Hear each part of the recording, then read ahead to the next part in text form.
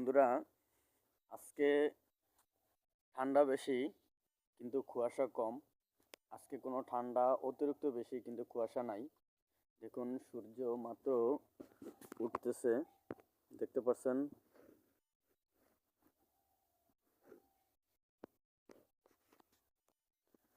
খুবই সকালকার সূর্য, তাপমাত্রা মাত্র উঠতেছে কিন্তু ঠান্ডাটা কমে নাই।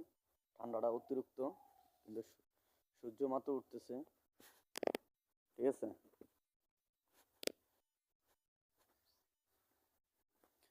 মাত্র সূর্য উঠতেছে।